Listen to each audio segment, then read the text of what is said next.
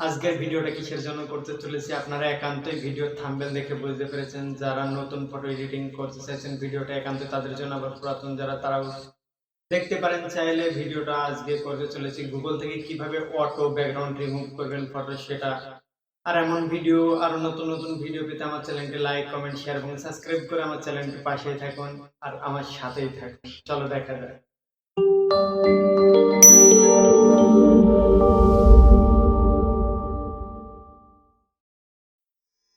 এই কাজটি করার জন্য আপনাদেরকে সর্বপ্রথম চলে যেতে হবে গুগলে যাওয়ার জন্য যে কোনো একটা ব্রাউজার সিলেক্ট করবেন।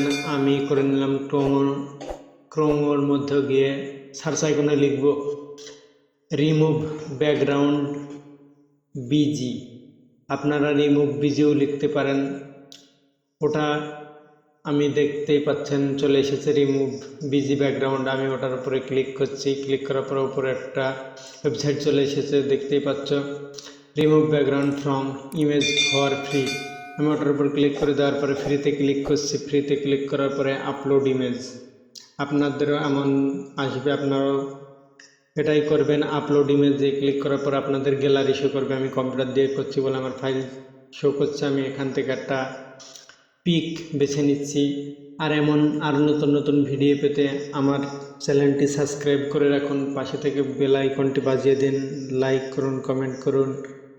বেল আইকনটি বাজিয়ে রাখলে আমার এমন নতুন নতুন ভিডিও সবার আগে আপনার কাছে পৌঁছে যাবে। আমি দেখছি যে এই পাচ্ছেন ছবি একটা আপলোড করে দিয়েছি আর অটোমেটিক্যালি ব্যাকগ্রাউন্ড রিমুভ হয়ে গেছে। আমি এইচডি ব্যাকগ্রাউন্ড রিমুভ পিকচারটা আমি এইচডি নামাতে চাচ্ছি। এজন্য আমরা সাইন ইন করতে হবে একটা মেইল অথবা ফেসবুক দিয়ে নতুন মেইলও করতে পারেন। আমি মেইল দিয়ে করে নিচ্ছি, আমার মেইল আছে। আমি ওখানে ক্লিক করার পরে অটো হয়ে যাবে, দেখতেই পাচ্ছ। তোমরা এইভাবেই করে নিতে পারবা।